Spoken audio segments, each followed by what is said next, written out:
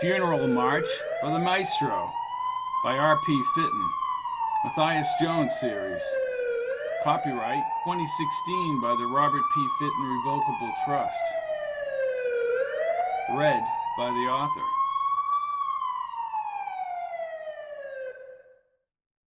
Chapter 1. When it came to money, Lark held on to the buck like a tough-fisted lieutenant, fighting to the death for a chunk of strategic ground. Jones dragged the phone cord tight as Mookie pinged the steel hammer against the exposed copper pipes. "I can't hear you, Lark. What are you saying?" He stepped onto the gray patio stones and closed the slider door, but the hammering persisted. "You're saying Professor Nussbaum owes you money?" That, Matthias, is the understatement of this year, last year, and every year. Oh, calm down. How can I calm down? 10,000 of my hard-earned dollars have gone down the drain to purchase some Steinway. The barrel-chested Mookie opened the slider with his work boot. In the morning sun, his bristly, unshaven cheeks and short, matted haircut gave him the appearance of a criminal just having escaped the penitentiary. His rounded, frog-blue eyes blinked slowly, but his protruding lips never moved when he spoke. "You got problems?" "Mookie, I brought you over here to fix the washers on my kitchen sink. Now you've got the whole wall torn apart, and that brother of yours—" "My twin brother," he said, raising his index finger. Jones pinched the bridge of his nose as Lark came back on the line. "Well, what should I do?" "Well, you've known Nussbaum for years. He's your big buddy. You knew him when he played piano at weddings. Now he conducts the Prince William Symphony. Can't you reason with him?" "Reason with him? I want to kill him. He has my money." "Well, call LG and take some legal action. Very simple." "You got big problems," said Mookie. "Will you just hold on, Mookie?" Mookie pushed his lips downward and stepped back inside. "Touchy, touchy. Ani said you'd be touchy." "Now listen, Lark. I suggest you and Flo get into your car and take a long drive somewhere, cool off, and talk to LG. The ensuing dead air on the line unnerved Jones even more. "Lark? Hello? Lark? Hello?" He closed his eyes and shook his head, and then moved back inside as Mookie banged the pipe again. "You got big problems." "Well, you said that," said Jones. He went to hang up the phone, but the wall phone now lay on the counter next to the jagged hole in the kitchen wallpaper and plaster. He maneuvered the receiver into place. "I hope you guys know what you're doing." Mookie opened his blue eyes wide and tilted his head. He had the annoying habit of pushing air into one cheek, inflating the cheek, and then moving the air into the other cheek. "My brother and me, we've been in the business for 20 years. Bisbane plumbing, twice as nice." "What exactly is the problem?" said Jones. "APS." Jones grabbed his clipboard off the counter. He did not want to arrive late at baseball camp. "What's APS?" The cellar door opened and an exact replica of Mookie, down to the blue eyes, whiskered cheeks, and scruffy hair, stepped into the kitchen. "APS. Everybody knows about APS. Sooner or later, you're gonna get APS." "Guys, I'm on the way to my baseball camp." "Listen to him, Kooky. His baseball camp. Everybody knows that all he do is put up the cash for that camp." "Don't remind me," said Jones. "Now what is APS?" "I heard Arnie got Ricky Johnson from the Padres to run the camp," said Mookie. "No, I wanted Ricky. I went to school with him, but he couldn't make it because of his schedule." "Ah, he dumped you, huh?" "No, he didn't dump me. Now what's APS?" "Antiquated plumbing syndrome." "Hey, you got bad pipes, Yakima," said Kooky. "Real bad," said Mookie. Seeing duplicate copies of both husky guys in their prison-cut peppered hair and pudgy blue eyes pushed his patience. Kooky started pushing the air between his cheeks. "So what's the upshot?" "You're lucky you didn't burst your pipes," said Mookie. "Hey, can I have another orange juice?" Jones stared at him. Then Kooky moved forward, tracking the dirt from the cellar across the kitchen tiles. "Me too, and more cereal." "Don't you guys eat breakfast?" "I have to go. Do whatever you have to do. Just fix the plumbing." "What about breakfast?" asked Kooky. "Help yourself. I'm out of here. I have 25 boys waiting for me at my camp." "Arnie's camp," said Mookie at the refrigerator. Jones shook his head and grabbed his cell phone off the table and then headed out the front door as the pounding began again. The air had warmed in the morning shadows, cut across the commons, carpeted grass. He took a deep breath and hurried down his brick walkway to his red Jeep. A car engine as loud as a passing jet caught his attention beyond the common's granite posts. Lark's long, faded brown bomber ran the stop sign, and his tires skidded as he rounded the Main Street corner. An oncoming compact's high-pitched horn sounded several times, and the little car veered toward the sidewalk. Lark accelerated past the storefronts, but did not stop at LG's law office. The car tires screeched again against the asphalt at the Hamilton Street traffic lights. Luckily, the lights had changed, but Lark fishtailed, nearly sideswiping a small blue pickup and a yellow Volkswagen parked along the curb. Then he raced down Hamilton Street toward the college. The rapping inside his house continued as Jones attempted to start the Jeep. He had a slight skipping problem until Arnie Dewis had fiddled with the wires yesterday afternoon. The engine backfired and then sputtered out. He set the clipboard on the seat and then pumped the gas pedal. Like a slow sunrise, the engine finally caught and the blue smoke pushed along his fence. The Jeep threatened to stall along the common as he shifted. He wanted to find Arnie, but the baseball camp was about to begin. Not landing Ricky Johnson was a major disappointment. Ricky was supposed to tell him today whether he was available for a speaking engagement to benefit the Hamilton College athletic programs later in the summer. Jones stopped at the corner and glanced at the Hamilton Street lights. He shook his head at Lark's erratic driving as he brought his Jeep up the far side of the common. He also hoped that Lark would not embarrass himself in front of the distinguished Maestro Nussbaum. At the traffic light, the baseball diamond's green grass, dirt infield, and bright white bases were visible beyond the little bowl-shaped football stadium named after Lark. Jones slowed as the light turned green and he cautiously released the clutch through the intersection. Only a few cars moved along Main Street on this quiescent summer morning. His backfiring Jeep dipped down the Hamilton Street hill into the shadows of the towering hemlocks and maples. The road swept by Larsen Stadium. Jones put on his blinker for the service road, cutting between the gym and the baseball field's long chain-link fence. The kids were scattered across the grass and smooth infield, and Mac Connors' white Honda was parked along the fence. As coach of St. Pat's, Mac always had opposed him on the athletic field, but while on vacation at a Hamilton Bay cottage, he agreed to help him run the camp for a week. He spotted the hefty Mac, wearing a blue-sleeved baseball shirt, up at bat against one of the kids. Jones's grin dropped as his Jeep strained along the fence. When he finally stopped and turned off the key near the gate, behind the aluminum bleachers, the engine stayed on and sounded like bubbles in a pot of boiling water. He shook his head, grabbed his clipboard, and stepped outside. The crack of the bat echoed off the brick library walls to the right. A long fly ball went sailing over 3 kids in right field and bounced up the grassy tree-lined hill to the Shaker-style music conservatory.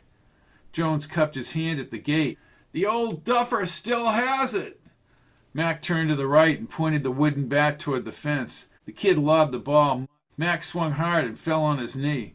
He quickly got up and the kid fired another pitch. Again, Mac connected, and the arching ball this time cleared the yellow and green 300-foot sign behind the center field chain-link fence. Mac walked up to Jones with a cocky look and handed him the bat. "Match that one, big guy." "Not bad for an old man," said Jones, looking across the field. Arnie Dewis's blue pickup looped around the library parking lot beyond right field. "Maybe you'd like to take a few swings there, Matthias," said Mac, wiping his brow. "I have a camp to run," said Jones, smiling. "We're lucky we even got this field this morning," said Mac. "This idiot comes running on the field screaming about us not having an official permit." No. Tell me that didn't happen." "Yeah, a mealy-mouthed little guy with glasses and Bermuda shorts. Police shirt. Looked like he was on his way to summer camp. He drove a beat-up little brown car marked Campus Security," said Jones. "How did you know?" "Bucky Driscoll. Well, he threatened to write us up, said Mac. He said we needed written permission to be here. I hope you told him to beat it, said Jones. Well, he wrote this ticket and said the tow trucks were on the way. Jones shook his head. You know, Bucky would get into trouble standing still. Let's round up the boys. He blew his brass whistle. The group converged around the coaches. Ani Dewar, cigarette hanging from his mouth, clawed his way over the right field chain-link fence. He was stuck for a few seconds before he fell onto the right field grass. When he stood, he picked up his dark-rimmed glasses and quickly lit another cigarette. Who the heck is that? Asked Mac. The sponsor of this camp. I can still see him bugging Ricky last month at the Colonial House. Jones exhaled. Mac, can you get the boys set up? Mac nodded and Jones trotted to the outfield. Arnie wore a Yankees jersey and waved in a wide arc. Matthias! Arnie, looks like I'm right on time. Time for what? Lark's car now zoomed past Arnie's pickup and continued toward the music conservatory. You look like you could use some help, said Arnie, elbowing Jones in the ribs. Not as young as you used to be, huh? Look, Arnie, we appreciate the funding for the camp. Everybody knows you couldn't raise the dough. That's not true. We had plenty of pledges. Yeah, right. Arnie blew smoke around Jones's face and put out the cigarette. Can't take the smoke, huh? Jones raised his index finger. Look, Arnie, do you know who you're dealing with, Matthias? I played semi-pro ball. You? Jones could not halt Arnie from trekking to the infield. Where did you play semi-pro ball? The Yankees team in Roswell, New Mexico. They reached the infield dirt. Isn't that where all those alien stories started? True stories, said Arnie, exhaling again. Arnie, put out the cigarette. Oh, yeah, he said, throwing it on the dirt. Jones shook his head and snuffed out the cigarette with his sneaker. Hey, Macca! A different sound cracked off the library bricks. Jones looked to the kids passing the baseballs by the third baseline. Then he heard a dog barking inside the open conservatory window past center field. It sounded like a gunshot. You've been on too many of your cases, Matthias. Jones shook his head and turned toward the conservatory. For once, Arnie, I might agree with you. He turned toward the kids. Come on, Arnie, we'll get you a glove. Glove? Nah, I want a few swings, said Arnie as they crossed the infield. Well, let's start with the glove there, hotshot. Jones flipped over the roster page on his clipboard while Arnie pontificated about his playing days. Yeah, I led the league in doubles. Old double dare doers. Double dare? Asked Jones, looking up. Yeah, they give me the intentional, said Arnie as he pounded the glove with his closed fist. Yeah, I'd like to give you the intentional. What'd you say, Matthias? I said, let's get this camp going. Jones spun around when a distinct gunshot emanated from the conservatory and the dog barked again. That was a shot. Little nervous about running the camp without Ricky Johnson? Asked Arnie as he poked Jones in the arm. I tell you that was a shot. Jones retreated across the infield and picked up speed once he hit the outfield grass. Bucky Driscoll spun his little car across the library parking lot and disappeared behind the conservatory. Jones broke into a sprint and vaulted the fence like a gymnast in competition. He heard a loud car engine start on the far side of the building as he jaunted up the tree-shaded slope. Lark's clunker raised the dust and careened onto the adjacent athletic fields. What the hell is going on up here? He reached the trees as Lark's car knocked over a soccer goal and scraped the curb onto Hamilton Street. The conservatory windows facing the library were open, but the only entrance was around the parking lot side. As Arnie cackled from the outfield, Jones paralleled the octagon building's stone facade, and Lark fishtailed down Hamilton Street toward Route 32. Bucky's compact brown security car, front fender dented, was parked near the conservatory's entrance and the cement walk. Jones leaped up the weathered wood steps under the columns. He ran through the open barnboard doors and up the inside stair treads. Bucky! He crossed the quarry-tiled lobby along the barnboard walls. The outside pane windows were locked. The lower white-paneled doors to the music hall were also closed. Jones slipped across the red lobby runner, but when he heard barking, he veered toward the main conservatory doors. Bucky's voice was muffled behind the door panels. Identify yourself. It's Matthias Jones. What's going on in there? Who? Matthias! Now Bucky's voice was on a megaphone behind the doors. Clear the area. All personnel will exit the building. Bucky, I'm the only one in the building. Open the door. What's going on in there? After a long silence, Jones pounded on the door. Bucky, I heard gunshots. Oh, it's you, Matthias. The battery is dead on my shortwave.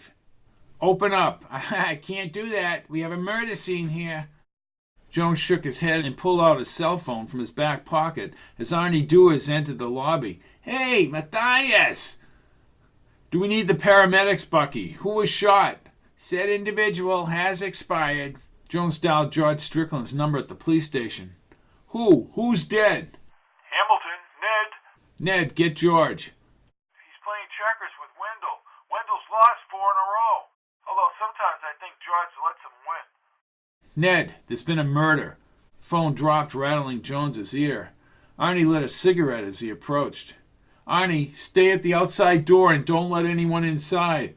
What's the matter, you little shaky? No, I'm not shaky. I'm trying to get inside, but Bucky won't let me in. I'll get you in. Strickland came on the line. Matthias, what happened? Somebody's been shot up here in the conservatory, said Jones as Arnie gripped the brass doorknob. Arnie, this is a crime scene.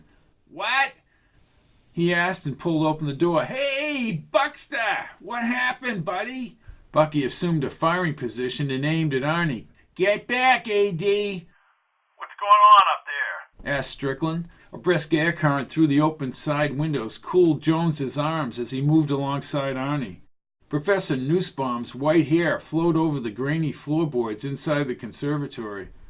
His arm was cuddled over a cello, and the drawstring was 2 feet away near the gray-paneled wall and closed window panes. A blood splotch radiated outward from a tiny bullet hole in the center of his pale green shirt. Around 4 feet diagonally from the wall, a snub-nosed handgun with a black handle and a chamber, surrounded by a silver or an aluminum frame, lay on the wood.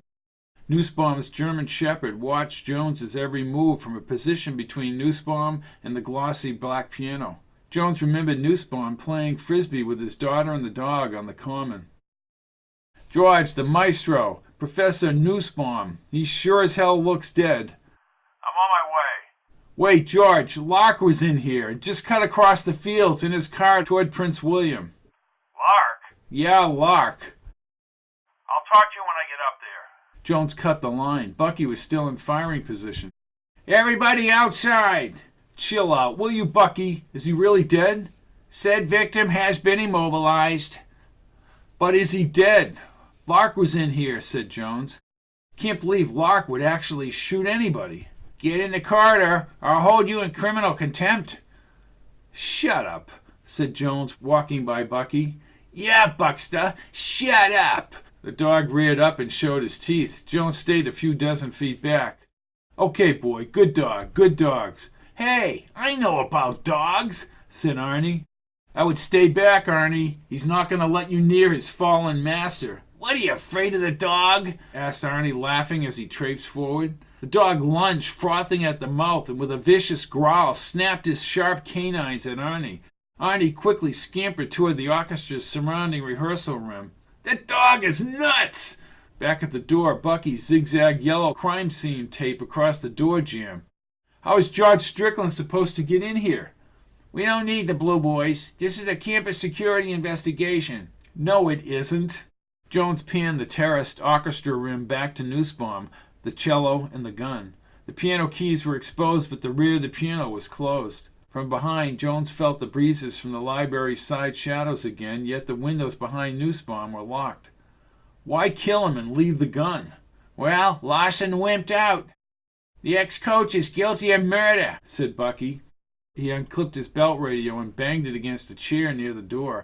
Stupid battery. Did you see Lark in here? Did anyone see Lark in here? Bucky flipped his notepad. Said vehicle departed the area via the athletic fields at 8:06 a.m. Bucky, it's 9:15. Bucky looked at his humongous sports watch. He pushed a few of the pointed orange buttons, producing a number of tones, including a Westminster chime. Correction, time adjusted for daylight savings.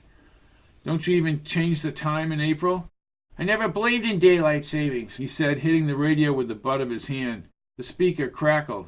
Chief Strickland, Chief Strickland, I'm right here, Bucky. said Strickland over the radio. Through the closed windows, Jones saw the cruiser outside in the conservatory parking lot. I have a 965 in the college's music conservatory. Why don't you start by getting the damn tape off this door? Strickland and two younger cops were in the lobby. The cops chopped away the tape and moved into the conservatory. Wendell is headed up Route 32. Good. Larsen just killed the Maestro. BWPD is coming the other way. Arnie squatted down, snapped his fingers, and tried to talk to the dog. Again, the dog's body tensed and lunged at Arnie. Arnie backtracked and hid behind Jones. Crazy mutt! What's that dog doing in here? Asked Strickland. Jones stared at the gun. It's Nussbaum's dog. It's a killer dog, said Arnie, now standing with Bucky near the broken tape at the door. Bucky, did you see Lark in here? Negative. Suspect left in a 1978 Buick Electra. Strickland peered out the library side windows. Anybody else in the area that might have crawled out this window? Negative. Strickland continued to look outside. Then you really didn't see anyone in here? Negative. What? Asked Strickland as he turned and winced. Affirmative. Did you or did you not see anyone inside the conservatory? The crime scene was vacant, except for the stiff. Strickland rolled his eyes. All right, boys, get to work. What do you want me to do? Asked Bucky. Get the hell out of here. I'm campus security. Then go keep the campus secure, said Strickland, looking at Jones near the gun. Clayton and the rest of the medical examiner's people will be here within the hour. Strickland creased his brow and turned toward the piano. Shot in the back once at close range. I wonder who the hell owns that gun. I'll trace it, said Bucky with his arms crossed. I thought I told you to beat it, Bucky, said Strickland. Bucky grimaced and spun around. I'm filing an official letter of protest with Nigel Kent. You do that, said Strickland as Bucky waved his arms and tripped over the broken crime scene tape. Strickland put his hands on his hips and stared at Arnie. I'm going! That dog is dangerous! Arnie joined Bucky in the hallway. As both men moved away, Strickland faced Jones. Why are you here so fast, Matthias? I was out at my baseball camp. I heard a shot, but there was a long pause between the first and the second shot, maybe a minute. Well, that's odd, unless the killer checked Nussbaum's body and then made sure he was dead. Strickland bent over Nussbaum. I only see one hit from the rear, and that's it. Jones put his hand on Strickland's shoulder. You know, we're talking about Lark, George. Strickland shook his head as he stood. Lark has trouble remembering what day it is. You don't understand. Nussbaum owed Lark money, $10,000. Strickland's expression soured. Lark is cheap with the buck, but to say that he killed Nussbaum, you don't understand. I just talked to him no more than a half an hour ago. Nussbaum refused to pay back the loan right now. Lark asked him for money, and he said, what's your hurry? Does Lark own a gun? I doubt it, replied Jones, looking at Nussbaum. The dog stretched out again and placed his head on his front paws. If Lark really killed him, it's the dumbest executed murder I've ever seen in my life. Well, that has all the ear markings of Lark, as far as that goes, said Jones. Well, Wendell or the Prince William boys will track down Lark before he crosses the notch. Lark is a tower of jelly. He'll tell us everything we need to know.